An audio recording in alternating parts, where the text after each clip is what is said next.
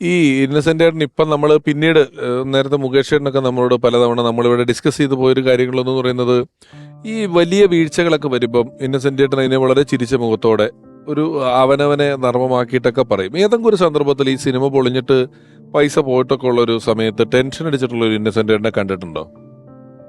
ഇല്ല. ഏ ഇന്നസെന്റ് ടെൻഷൻ ഇല്ലല്ലോ.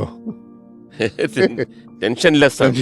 Tensionless ആണ്. അല്ല, ഇന്നസെന്റ് ചേട്ടൻ എൻ്റെ അടുത്ത് പറഞ്ഞിട്ടുള്ള കാര്യം എന്ന് പറഞ്ഞാൽ ഈ ബുദ്ധിശക്തി അന്നും ഉണ്ടല്ലോ, ചില ബുദ്ധിശക്തിയൊക്കെ പിൽക്കാലത്ത് കുഴപ്പമായി വന്നത്. ഒരു സിനിമയുടെ ചിത്രഗീതത്തിനകത്താണ് നമ്മൾ അന്ന് ദൂരദർശന്റെ ചിത്രഗീതം ഉണ്ടല്ലോ, ഉണ്ട്. പഴയ പഴയ പാട്ടുകളൊക്കെ വരുമ്പോഴത്തേക്ക് ഒരു ഗ്രൂപ്പിനകത്ത് എനിക്കൊന്ന് സത്യദേവന് മരണമുണ്ടോ എന്നുള്ള പാട്ടാണോ എന്ന് എനിക്കൊരു ഡൗട്ടുണ്ട്. ഏതോ ഒരു സിനിമയിൽ ഇരിക്കുന്ന എല്ലാവരും പാവങ്ങള്, ഇന്നസെന്റ് ചേട്ടൻ ആ ക്യാമറ വരുമ്പോഴൊക്കെ ഇങ്ങനെ പൊന്തി മറ്റുള്ളവരെ പിന്നെ സ്റ്റാർ ആയപ്പോഴത്തേക്ക് ഇത് ചിത്രഗീതത്തിൽ വന്നു. അപ്പോഴാണ് ആൾക്കാർ ജൂനിയർ ആർട്ടിസ്റ്റ് ആയിരുന്നു കേട്ടോ, അന്ന് ബുദ്ധി കാണിച്ചാണ്, പക്ഷെ ഇപ്പൊ അത് പാരയായിട്ട് വന്നെന്ന് പറഞ്ഞിട്ട് പുള്ളി എന്റെ അടുത്ത് പറഞ്ഞിട്ട്. നമുക്കിപ്പോ അവൈലബിൾ ആയിട്ടുള്ള സിനിമകൾ എനിക്ക് തോന്നുന്നു ഏറ്റവും ചെറുപ്പക്കാരനായ ഒരു ഇന്നസെന്റിനെ നമ്മൾ കാണുന്നത് നൃത്തശാല എന്ന് പറയുന്ന സിനിമയിലായിരിക്കും.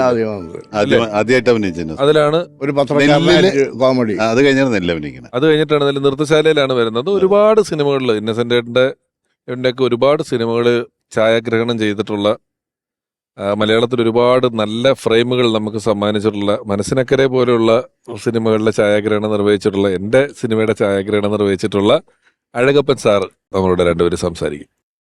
മനസ്സിനക്കരയിലെ അദ്ദേഹം അതിൻ്റെ കെമിസ്ട്രി വിത്ത് ജയറാം, അച്ഛനും മകനും ഉള്ള കെമിസ്ട്രി വളരെ ബ്യൂട്ടിഫുൾ ആയിട്ട് വർക്ക് ചെയ്ത ഒരു പടമാണ്.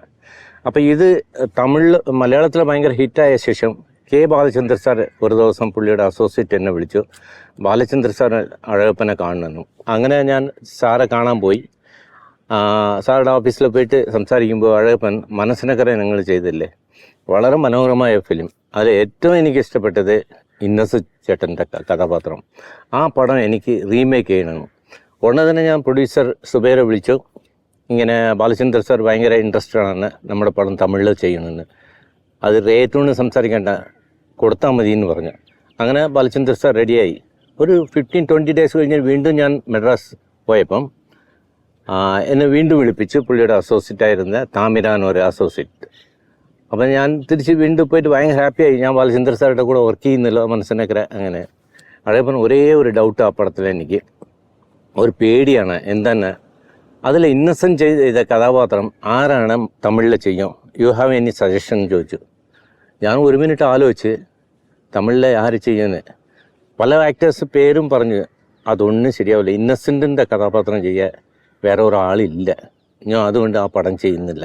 ആ മനസ്സിനൊക്കെ അങ്ങനെ തന്നെ എൻ്റെ മനസ്സിലിരിക്കട്ടെ, അത് തമിഴിലെ ചിറ്റയാക്കാൻ തന്നെ. കെ ബാലചന്ദ്ര പോലെ ഒരു ഡയറക്ടർ ഇന്നസെന്റ് ചേട്ടനെ പറഞ്ഞ ഒരു സംഭവമാണ്. അതേപോലെ ഇന്നസെന്റ് ചേട്ടൻ സുഖമില്ലാതിരിക്കുമ്പോൾ എൻ്റെ മോൻ്റെ കല്യാണം ഉണ്ടായിരുന്നു. അപ്പോൾ കല്യാണത്തിന് ഞാൻ ഇന്നസെന്റ് ചേട്ടനെ മാത്രമേ വിളിച്ചില്ല, കാരണം വിളിച്ചാൽ ഡെഫിനറ്റായി ട്രിവാൻഡ്രം വരെ വരും, ഇരിഞ്ഞാലക്കുടയിൽ നിന്ന് ഇത്ര യാത്ര ചെയ്യണം. അപ്പോൾ എൻ്റെ വൈഫും പറഞ്ഞു നമ്മൾ ഡിസ്റ്റർബ് ചെയ്യണ്ട, പിന്നെ എപ്പോഴെങ്കിലും കാണുമ്പോൾ പറയാണ്. പക്ഷേ താലികെട്ടി എല്ലാം മുടിഞ്ഞോണ്ട് ഒരാൾ വന്ന് ഫ്രണ്ടിലെ സ്റ്റേജിൽ നിൽക്കുകയാണ്. എല്ലാവരും ഷോക്കായിപ്പോയി. ഇവിടെ ഞാൻ വിളിക്കാതെ വന്ന ഒരാൾ ഗസ്റ്റാണ്, ഞാൻ അറിയാൻ വന്ന് കല്യാണത്തിൽ വന്നതല്ല. മോനെ നിൻ്റെ അടുത്താണ് ചോദിക്കുന്നത്, നിൻ്റെ അപ്പൻ എന്നെ എന്തുകൊണ്ടാണ് ആ കല്യാണത്തിൽ വിളിച്ചില്ല, അതെനിക്ക് അറിയണം. അത് അറിഞ്ഞിട്ട് ഞാൻ പോകാമെന്ന് വെച്ചു. ഭക്ഷണം കഴിക്കില്ല എന്ന് പറഞ്ഞു. ഞാൻ ഷോക്കായിപ്പോയി. Whole auditorium പൊട്ടിച്ചിരിച്ചു. കാരണം ഒരു ഹ്യൂമറായിട്ട് തന്നെ ആ വിളിച്ചില്ല എന്ന് പറഞ്ഞ കംപ്ലൈൻറ്റ് വളരെ ഹ്യൂമണായിട്ട് അവതരിപ്പിച്ചപ്പം ഭയങ്കര വേറൊരു മൂഡുണ്ടാക്കി ആ കല്യാണ വീട്ടിൽ. സോ ഇന്നസെന്റ് ചേട്ടൻ ഞാൻ പറഞ്ഞത് ഒരു ശരിയ സംഭവങ്ങളാണ്. ഇതുപോലെ പലർക്കും പല അനുഭവങ്ങളുണ്ട്. We were missing him.